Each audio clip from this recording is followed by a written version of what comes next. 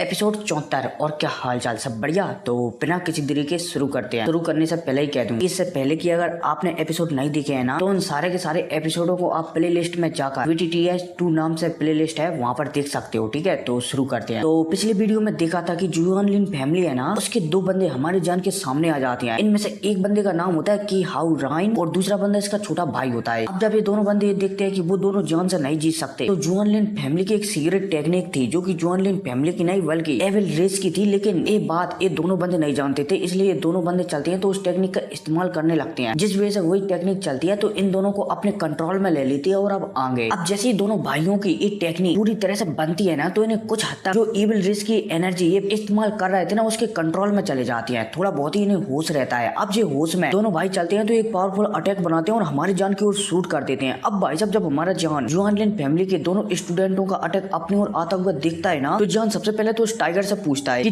कितना टाइम और लगेगा तुम्हें तुम्हारी ट्रेनिंग को खत्म करने में। टाइगर चलता है तो कह देता है कि थोड़े समय के लिए रोक लो, उसके बाद मैं देख लूंगा। हमारा जान भी समझ जाता है। अब हमारा जान इस अटैक को अपनी ओर आता हुआ देखता है ना, तो जान चलता है तो सबसे पहले तो अपनी होली फ्लेम बाहर निकालता है और एक सामने एक डिफेंस बना देता है। बोले जाए तो एक दीवार टाइप की बना देता है होली फ्लेम से। और तो और जैसे हमारे जान ने जो होली फ्लेम निकाली थी ना, तो आसपास जो एनर्जी थी ना, बोला जाए तो लावा, वो भी हमारी जान की बात मानने में लगा था होली फ्लेम की वजह से। इसलिए हमारी जान ने जो सामने दीवार बनाई है ना, उसमें हमारी जान ने ज्यादा एनर्जी को खत्म नहीं किया था, फिर भी बहुत ही ज्यादा पावरफुल हो गई थी ये दीवार। अब भाई साहब, जैसे जुआन लिन फैमिली के दोनों स्टूडेंटों का अटैक इस दीवार से टकराता है ना, तो ये दीवार चलती है तो ये भी ढह जाती है। अब जब हमारा जान इस अटैक को अपनी दीवार को टूटता हुआ देखता है ना, तो जान हैरान हो जाता है। जान चलता है तो यहाँ पर येलो स्पिरिट डिवाइन एंगर का उपयोग कर देता है, येलो स्पिरिट डिवाइन पाम का उपयोग कर देता है, येलो स्पिरिट डिवाइन फिंगर का उपयोग कर देता है, ब्रेक लोटस का इस्तेमाल कर देता है। जो हमारे जान के पास जो तलवार वाली टेक्निक है ना, उसके चारों लेवलों को एक्टिवेट कर देता है, बोला जाए तो हमला कर देता है। अब भाई साहब, जैसे ये जुआन लिन फैमिली के स्टूडेंटों का अटैक हमारी जान के इतने सारे अटैकों से टकराता है ना, तो ये काफी हद तक कमजोर हो जाता है, फिर भी टूटता नहीं है। अब जब हमारा जान ये देखता है कि अभी वो इस अटैक को वो खत्म नहीं कर पाया, तो हमारा जान चलता है तो थोड़ा पीछे हट जाता है। अब भाई साहब, हमारा जान पीछे हट ही रहा था, तभी हमारे जान की शरीर से एक टोकन निकलता है। अब जैसे ये टोकन निकलता है ना, तो सामने हमें दोनों जुआन लिन फैमिली के लोगों को बताया जाता है, बोला जाए तो स्टूडेंट को बताया जाता है। अब जैसे ये इन स्टूडेंटों के पास जो एविल शक्तियां थी ना, ये एविल शक्तियां ये महसूस करती हैं कि सामने एक टोकन है, तो ये थोड़ा डर भी जाती हैं और बहुत ही ज्यादा खुश भी हो जाती हैं। जुआन लिन फैमिली के जो दोनों स्टूडेंट थे ना, अब वो पूरी तरीके से जो भी मतलब कि उन्हें होश था ना, वो अब खो चुके थे। उसकी जगह यहाँ पर एविल शक्तियां इन दोनों के शरीर पर कंट्रोल कर चुकी थी। ये एविल शक्तियां जब जान के पास से एक टोकन को निकलती हुई दिखती है ना, और अपनी ओर आता हुआ दिखती है ना, तो ये बहुत ही ज्यादा खुश हो जाती है। ये शक्तियां चलती है मतलब कि जिस किसी ने भी ये शक्तियां बनाई है ना, और जुआन लिन फैमिली के दोनों स्टूडेंटों में डाली है, एक प्रकार से तुम ये मान सकते हो कि वही यहाँ पर आ गया है थोड़े समय के लिए। ठीक है, ये बंदा चलता है तो यहाँ पर कहने लगता है कि ये तो वही टोकन है, इस टोकन से तो मैं इविल क्लैन में एक बहुत ही अच्छा स्थान प्राप्त कर सकता हूँ। ये टोकन मुझे चाहिए, ये टोकन मुझे चाहिए। अब भाई साहब, ये इविल रेस का जो मतलब की एनर्जी थी ना, वो यहाँ पर एक कह रही होती है, तभी हमारे जान का टोकन चलता है तो सीधा इसी बंदे के हाथ में चला जाता है। बोला जाए तो कि हाउ राइन जुआन लिन फैमिली से था ना, उसके छोटे भाई के हाथ में चला जाता है। अब भाई साहब, जैसे ही एक टोकन जुआन लिन फैमिली के स्टूडेंट के हाथ में जाता है ना, तो स्टूडेंट चलता है तो वो पिघलने लगता है, और इस स्टूडेंट के अंदर जो इविल शक्तियां थी ना, ये टोकन सारी की सारी शक्तियों को खा जाता है। अब भाई साहब, इविल रेस की शक्तियां कम होता हुआ देखा जो कि हाउ राइन था ना, वो थोड़ा बहुत होश में आ जाता है और वो समझ जाता है कि अगर वो यहाँ पर रहा तो ये टोकन अभी तक उसके भाई को खा रहा है ना, वो थोड़ी देर बाद उसे भी खाना शुरू कर देगा। इसलिए कि हाउ राइन चलता है तो यहाँ से 9 to 11 बोला जाए तो यहाँ से भाग जाता है। अब इतने में हमें बाकी लोगों को भी बताया जाता है, खासकर सोंग किंग को बताया जाता है, जो कि यहाँ पर आ चुका था थोड़े समय पहले ही और ये सब होते हुए देख रहा था। अब जब सोंग किंग ये दिखता है कि जुआन लिन फैमिली का एक मेंबर यहाँ से भाग गया है, तो वो थोड़ा ना खुश हो जाता है, क्योंकि ये जान के लिए आगे मुसीबत बन सकता है, इसलिए वो थोड़ा सा ना खुश हो जाता है। इतने में हमें ये शेर को बताया जाता है। शेर चलता है तो फाइनली अपना ब्रेक थ्रू कर एकदम खड़ा हो जाता है। अब भाई साहब, जब यहाँ पर बाकी के सभी स्टूडेंट शेर को ब्रेक थ्रू करते हुए देखते हैं और खड़ा होता हुआ देखते हैं ना, तो हैरान हो जाते हैं कि शेर ने जान की मदद से अपना ब्रेक थ्रू कर लिया है और जो डाउडी के 8 स्टार पर आ गया है। अब जो सेल चलता है तो सबसे पहले तो यहाँ पर एक जोरदार दहाड़ मारता है। अब जैसे ये दहाड़ मारता है ना, तो यहाँ पर कुछ स्टूडेंट थे ना, वो तो इस दहाड़ से सुनने से ही यहाँ से भाग खड़े होते हैं। अब इतने में हमें सोंग किंग को बताया जाता है, जो कि यहाँ पर समझ जाता है कि जान ने शेर की ब्रेक थ्रू करने में मदद की है। इसलिए ये स्पेस है ना, जहाँ पर आग वाली बोला जाए तो फायर वाली जीवन और मौत की शक्तियां मिलेंगी, इसके अलावा स्पिरिचुअल वाली जीवन और मौत की शक्तियां मिलेगी ना, वो अब सिर्फ जान ही प्राप्त कर सकता है। इसलिए यहाँ पर सोंग किंग अपने ग्रुप को लेकर निकल जाता है और यहाँ पर जितने भी बंदे थे ना, सभी के सभी बंदे यहाँ से निकल जाते हैं, क्योंकि वो समझ जाते हैं कि भाई साहब वो इस शेर से जीत नहीं सकते, तो फालतू में फाइट करने से क्या होगा। अब यहाँ पर सिर्फ हमारी जान का ग्रुप ही अकेला रह जाता है। इस शेर चलता है तो हमारी जान को थोड़ा बहुत और समझाता है और रास्ता बता देता है कि तुम अगर इस रास्ते पर जाओगे ना तो तुम्हें स्पिरिचुअल जीवन और मौत की शक्तियां मिल जाएंगी। बोला जाए तो वो वाला जड़ी बूटी या फिर जो भी है ना वो मिल जाएंगी। हमारे जान चलता है तो इस शेर की बात सुनकर एक रास्ता पकड़कर सीधा आगे बढ़ने लगता है। अब कुछ घंटों तक चलते रहने के बाद हमारे जान को महसूस होने लगता है कि जो स्पिरिचुअल जीवन और मौत की शक्तियां है ना वो आस पास ही है। लेकिन हमारे जान यहाँ पर ये भी महसूस कर रहा था कि मानो उस पर कोई नजर रख रहा हो। अब इतने में हमें यहाँ पर एक चूहे को बताया जाता है जो कि सिल्वर कलर का होता है। और ये चूहा था ना, इसका जो पावर लेवल था ना वो भी अच्छा था। इसके अलावा ये बहुत ही ज्यादा इंटेलिजेंट था। चूहा चलता है तो एक इंसान के पास आता है। अब जिस इंसान के पास ये चूहा आता है ना, ये इंसान ना ही लड़का दिख रहा था और ना ही लड़की दिख रहा था, ना ही जवान दिख रहा था और ना ही बूढ़ा दिख रहा था। बोला जाए तो एकदम जो मीडियम साइज का था, मतलब कि इक्वल। ये सिल्वर कलर का चूहा चलता है तो सबको इस बंदे को बता देता है। अब भाई साहब जब ये वाला बंदा इस चूहे की बात सुनता है ना तो ये मुस्कुराने लगता है कि 5 ब्यूटीज और 2 वुमन में ऐसा लगता है कि ये ब्यूटीज यहाँ पर आई है ना, ये मुझे बहुत समय तक जवान बनाए रखने में मदद करेंगी। ये आदमी चलता है तो यहाँ से 9 to 11 बोला जाए तो यहाँ से गायब हो जाता है। अब इसी के साथ सीन शिफ्ट होता है और हमारी जान को बताया जाता है जो कि लगातार आगे बढ़ रहा था। इतने में हमारी जान को कुछ महसूस होता है। अब जब जान सामने देखता है ना तो उसे सामने वही मोटा बंदा दिखाई देता है, मतलब कि मोटा नहीं था, जवान मान सकते हो, जवान बंदा दिखाई देता है। और तो और इस बंदे के कंधे पर एक चूहा भी बैठा हुआ दिखाई देता है। ये चूहा इशारों में कह देता है कि यही वो 7 बंदे हैं जिनकी मैं आपसे कह रहा था। अब जब यहाँ पर ये बंदा हमारे जान और यूरो वगैरह को दिखता है ना तो ये बहुत ही ज्यादा खुश हो जाता है। ये बंदा चलता है तो यहाँ पर कहने लगता है कि ऐसा लगता है कि इस बार मुझे बहुत सारी ब्यूटीज मिलने वाली है। खैर कोई नहीं, इन ब्यूटीज की वजह से मैं बहुत समय तक जवान रह सकता हूँ। अब भाई साहब ये बंदा कहता है, तभी इसे कुछ याद आ जाता है और जो हमारी जान से पूछने लगता है कि लड़के ऐसा लगता है कि तुम यहाँ पर स्पिरिचुअल जीवन और मौत की शक्तियों को प्राप्त करने के लिए आए हो, लेकिन तुम कुछ भी करो, वहाँ पर पहुंचना क्या, वहाँ पर जाना भी नामुमकिन है, लेकिन मैं तुम्हारे लिए एक काम कर सकता हूँ और वो है तुम्हें यहीं पर दफन करना। अब भाई साहब जब हमारा जान सामने वाले बंदे की बात सुनता है ना तो वो समझ जाता है कि ये बंदा है ना उसके सामने जो इतनी आसानी से मानने वाला तो नहीं है। जान चलता है तो तुरंत नबी को आदेश देता है कि लड़ने के लिए तैयार हो जाओ। अब सभी के सभी बंदे जान की बात सुनते हैं ना तो यहाँ पर मुंह फैन मोया फू याओ जियो की एक अटैक बनाते हैं और सामने जो आदमी था ना उसके ऊपर जड़ देते हैं। सिर्फ यूरो यहाँ पर कुछ सोचती है और आंखें बंद कर यहीं पर खड़ी हो जाती है। हालांकि खड़ी होने से पहले वो जान को एकदम सावधान मतलब कि कहकर जाती है कि टेंशन मत लो, मैं किसी को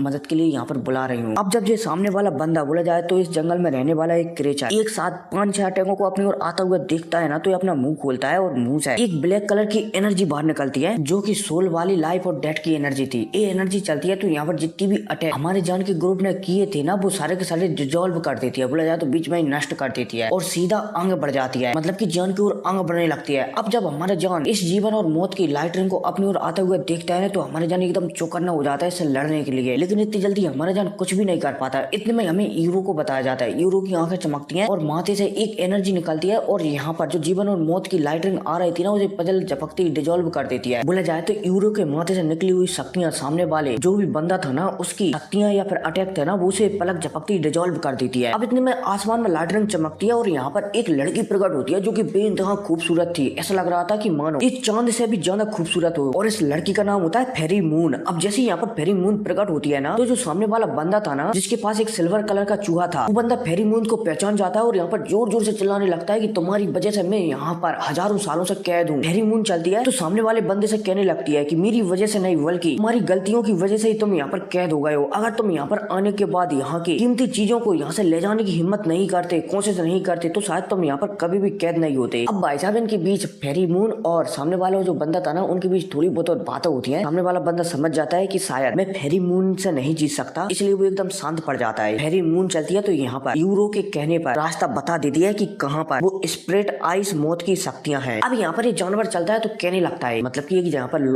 ओल्ड आदमी था जो कि जानवर था लेकिन ये इंसानों को खा कर इंसानों जैसा दिखने लगा था और इंसानों जैसा ही जवान हो गया था। यहाँ पर ये जवान आदमी चलता है तो यहाँ पर जान के ग्रुप से कहने लगता है कि वो स्प्रेड जीवन और मौत की शक्तियां है ना वो डैमेज है, इसलिए उन्हें प्राप्त करने से भी कोई भी फायदा नहीं है। अब भाई साहब जैसे ये जवान आदमी कहता है ना तो यहाँ पर जो हैरी मून थी ना वो हमारे जान से कहने लगती है कि हाँ वो जख्मी तो है, बोला जाए तो डैमेज तो है, लेकिन उन्हें रिपेयर किया जा सकता है। उन्हें रिपेयर करने के लिए होली फ्लेम की आवश्यकता पड़ेगी। हमारा जान चलता है तो हमें से रिला देता है। इतने में यूरो चलती है तो वो भी आगे आ जाती है जान के पास उसकी मदद करने के लिए। सॉरी यूरो नहीं मोयान आगे आ जाती है हमारे जान की मदद करने के लिए। अब फेरी मून चलती है तो जान को समझाने लगती है कि देखो ऐसा नहीं है कि तुम्हारी होली फ्लेम से ही वो रिपेयर हो सके। स्पिरिट जीवन और मौत की शक्तियों को रिपेयर करने के लिए तुम्हारे होली फ्लेम का कुछ अंश भी चाहिए जिससे हो सकता है कि तुम डैमेज हो जाओ। अब जब हमारा जान फेरी मून की बात सुनता है ना तो वो हमें से रिला देता है, लेकिन जो मोयान थी ना उससे मना कर देता है कि तुम्हें आगे आने की कोई भी जरूरत नहीं है, मैं अकेला ही जाऊंगा। लेकिन यहाँ पर फेरी मून कहने लगती है कि नहीं, स्पिरिट जीवन और मौत की शक्तियों को रिपेयर करने के लिए 2 लोगों की आवश्यकता पड़ेगी, इसलिए हमारा जान मोयान चलता है तो मोयान की बात मान जाता है कि ठीक है, लेकिन मोयान से ये भी कह देता है कि जब तुम जख्मी हो जाओगी ना तो मैं तुम्हारी पूरा जिम्मा लूंगा कि तुम्हें जल्द से जल्द ठीक कर सकूं। इसलिए मोयान भी सिर हिला देती है। अब यहाँ पर जो यूरो है ना वो फेरी मून से पूछने लगती है कि जो टोकन है जिसके जरिए हम दूसरे और तीसरे पहाड़ पर एंट्री लेंगे वो टोकन कहाँ पर है। अब जैसे यूरो फेरी मून से पूछती है ना तो फेरी मून चलती है तो कह देती है कि जो जवान आदमी है ना इसके पास एक चूहा है वही टोकन है। अब भाई साहब यह कहकर जो फेरी मून थी ना ये यहाँ से गायब हो जाती है क्योंकि इसका एक जो मात्र आत्मा का टुकड़ा रहता है इसलिए ये गायब हो जाती है। यूरो चलती है तो जो जवान आदमी है ना उसके पास पहुंचती है और वो टोकन मांगने लगती है। अब जो जवान आदमी चलता है तो पहले तो मना करता है कि नहीं वो मैं टोकन नहीं दूंगा, लेकिन फिर यूरो के धमकाने पर कि मैं फेरी मून से तुम्हारी शिकायत कर सकती हूँ और उन्हें यहाँ पर बुला सकती हूँ, फिर तुम्हारे लिए अच्छा नहीं होगा। इसलिए ये जवान आदमी चलता है तो जैसे इसके शरीर के अंदर चूहा रहता है ना जाए तो कंधे पर बैठा रहता है वो चूहा यूरो को दे देता है। अब भाई साहब जब यूरो इस चूहे को दिखती है ना तो वो भी हैरान हो जाती है कि यही वो टोकन या फिर चाबी है जो दूसरे या फिर तीसरे जो भी पहाड़ या माउंटेन है ना उन्हें खोल सकती है। तो यूरो थोड़ी हैरान हो जाती है। यूरो चलती है तो इस चूहे को अपने पास रख लेती है। हालांकि ये चूहा यूरो के पास नहीं आना चाहता था, लेकिन यूरो के समझाने पर कि तुम जो जवान आदमी है ना इससे कई गुना सुरक्षित मेरे पास रहोगे, ये चूहा यूरो के पास आ जाता है। अब इतने में हमारे जान और मोयान को बताया जाता है। जान और मोयान चलते हैं तो यहाँ पर एक गुफा टाइप की कुछ थी। जान और मोयान चलते हैं तो उस गुफा के अंदर चले जाते हैं और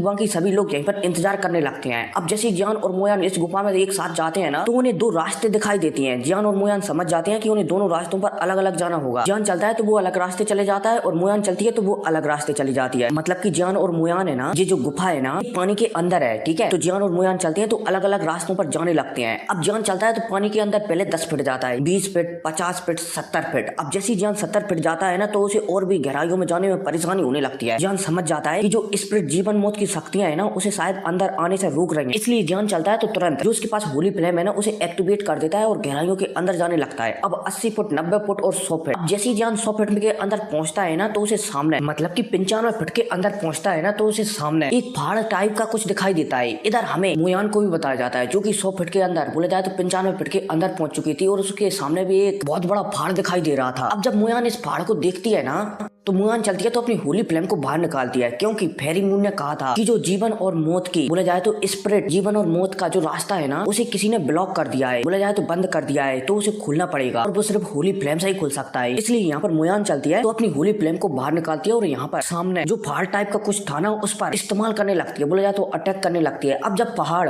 होली फ्लेम को अपनी ओर आता हुआ देखता है ना तो ये पहाड़ चलता है तो मोयान की होली फ्लेम ही खाने लगता है। अब जैसे जैसे ये पहाड़ होली फ्लेम खाता जाता है वैसे वैसे ये स्ट्रॉन्ग बनता जाता है। लेकिन जो पहाड़ है ना जो मोयान इस पर होली फ्लेम से अटैक कर रही थी ये पहाड़ समझ जाता है कि मोयान है ना ये एक होली फ्लेम ही है और मोयान का जो बड़ा भाई है ना वो भी होली फ्लेम ही था। लेकिन जो बड़ा भाई है ना बोला जाए तो यानची वो एक बार डाउ जियान लेवल पर पहुंचने के बाद दोबारा से उसने डाउ लेवल से कल्टीवेशन करना शुरू किया था, वो भी एक इंसान के रूप में बदलकर, और फिर वो दोबारा से डाउ जियान लेवल पर पहुंच गया था। और ऐसा ही मोयान है, मोयान भी एक बार डाउ जियान लेवल पर पहुंच चुकी है, फिर उसने इंसानी शरीर लेकर दोबारा से कल्टीवेशन कर रही है ताकि वो दोबारा से डाउ जियान लेवल पर पहुंच सके। और तो और जो पहाड़ है ना इसे ये भी समझ में आ जाता है कि मोयान है ना उसके दिल में एक लड़की के लिए बेइंतहा प्यार है, लेकिन वो लड़का नहीं जानता कि भाई मोयान उससे प्यार करती है। और मैं बता दूं कि ये जान के लिए ही है, ठीक है। इतने में हमें जान को भी बताया जाता है जो कि मोयान की तरह ही इस पहाड़ पर अटैक करने लगता है।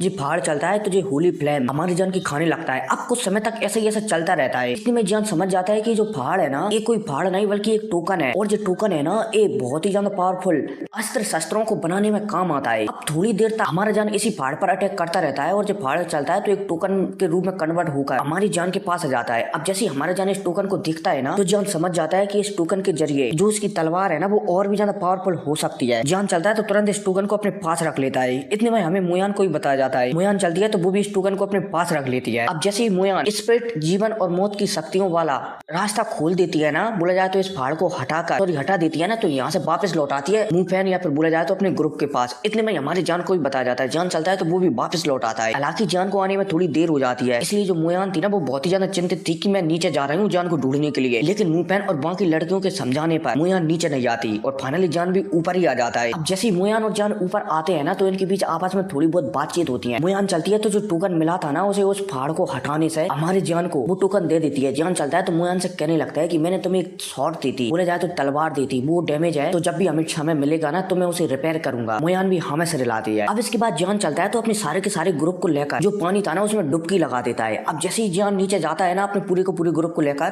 तो एक गुफा के जरिए वो और भी गहराइयों के अंदर चला जाता है और सामने उसे एक पूल दिखता है। बोला जाए तो जैसे अपन स्विमिंग पूल में नहाते हैं ना वैसे ही स्विमिंग पूल दिखता है जो कि जीवन और मौत की शक्तियों से भरा हुआ था। अब यहाँ पर सभी के सभी लोग चलते हैं तो इस पूल में ट्रेनिंग करने के लिए चले जाते हैं। जियान चलता है तो वो भी इस पूल में जाकर बैठ जाता है और ट्रेनिंग करने लगता है। अब यहाँ पर हमें सभी लोगों को बताया जाता है, सभी लोग चलते हैं तो जीवन और मौत की शक्तियां अपने शरीर के अंदर बसाने लगते हैं। लेकिन जियान चलता है तो वो ऐसा नहीं कर सकता था क्योंकि हमारे जान के अंदर जीवन और मौत की शक्तियां थी ही नहीं। इसलिए जियान चलता है तो पहले जीवन की शक्तियां पूरे अपने शरीर के अंदर बसाने लगता है। फिर इसके बाद हमारा जान चलता है तो मौत की शक्तियां पूरे शरीर के अंदर बसाने लगता है। फिर इसके बाद हमारा जान चलता है तो ये पूल है ना जो स्पिरिट जीवन मौत की शक्तियों का है। जान चलता है तो स्पिरिट वाली शक्तियां भी अपने शरीर के अंदर बसाने लगता है। अब पलक झपकती 1 2 5 6 10 दिन गुजर जाते हैं। 10 दिनों के अंदर अंदर जो वहाँ के सभी लोग हैं ना वो बाहर निकल आते हैं। सिर्फ हमारा जान ही इस स्विमिंग पूल में ट्रेनिंग करता रहता है। अब जब हमारा जान ये देखता है कि वो जीवन और मौत की शक्तियों को पूरी तरह से अपने शरीर में बसा चुका है तो वो आसमान में दिखता है। आसमान में किसी भी प्रकार के कोई भी बादल इकट्ठा नहीं हो रहा था। जान समझ जाता है कि अगर बादलों इकट्ठे नहीं हुए ना तो भला उसके अंदर जो जीवन और मौत की शक्तियां हैं वो एक्टिव कैसे होंगी। जान चलता है तो जो पूल है ना उसके पानी को थोड़ा बहुत जलाता है जिससे ये पानी है ना भाप बनकर आसमान में उड़ जाता है और वहाँ पर बादल बनने लगते हैं। अब भाई साहब जब आस पास के लोग बोला जाए तो मोयान, मुफैन, हुयाओ, शोंग किंग नहीं जियो की जियान को ऐसा करते हुए देखते हैं ना तो वो हैरान हो जाते हैं कि जियान AI वाले बादल बना रहा है। अब जैसे ये बादल बनते हैं ना तो इनमें बिजलियां चमकने लगती है, 5 कलर 6 कलर 7 कलर। अब जब हमारा जान ये देखता है कि 7 कलर पर ये बिजली रुकने वाली है तो जान चलता है तो और भी ज्यादा बादल बना देता है जिस वजह से 8 कलर और 9 कलर। अब जान ये देखता है कि 9 कलर वाले बादल एकदम तैयार हो गए हैं तो जान बहुत ही ज्यादा खुश हो जाता है। लेकिन अब जान हैरान हो जाता है कि उसकी स्ट्रेंथ इतनी नहीं है जितनी की वो इन बादलों को बोला जाए तो बादलों से गिरने वाली बिजलियों को कंट्रोल कर सके। इतने में हमारा जान चलता है तो एक पपेट को बाहर निकालता है और जो पपेट है ना इसने भी इस पूल में जीवन और मौत की शक्तियों को सोखा है।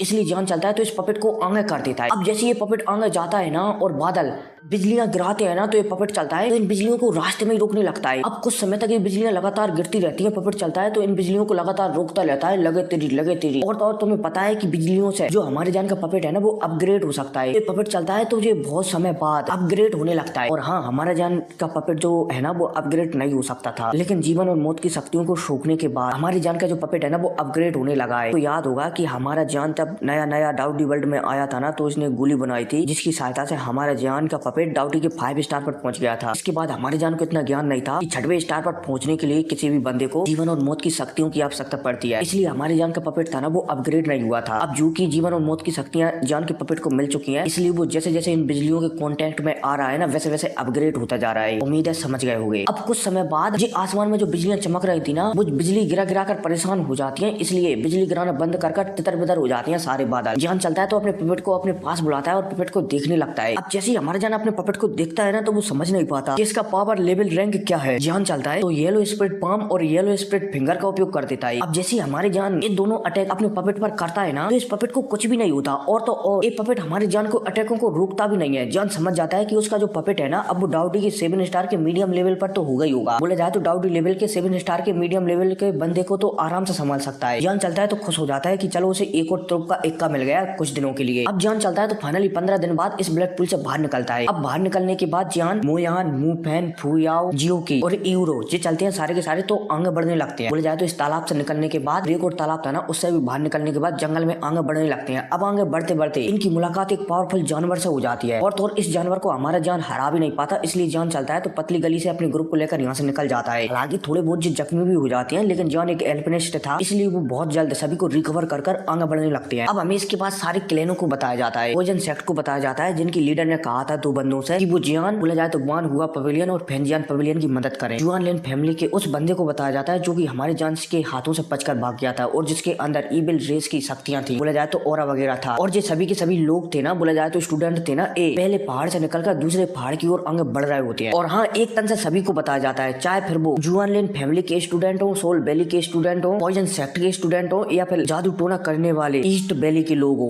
बोला जाए तो स्टूडेंट हो, सभी के सभी को बताया जाता है। अब इतने में हमारे जान को बताया जाता है जो कि एक रास्ते पर आगे बढ़ रहा होता है। जान चलता है तो एक सिल्वर कलर के चूहे की ओर दिखता है और कहने लगता है चूहे से कि मुझे उम्मीद है कि तुम हमें एकदम सही रास्ता बता रहे होगे वरना तुम्हारे लिए अच्छा नहीं होगा। चूहा चलता है तो जान की बातें सुन सुनकर जो यूरो है ना उसके पीछे छुप जाता है। जान चलता है तो चूहे के बताए गए रास्ते पर आगे बढ़ने लगता है। और मैं भी अगली वीडियो के लिए अब आगे बढ़ रहा हूँ। ठीक है, तो मिलते हैं अगली वीडियो में। Take care.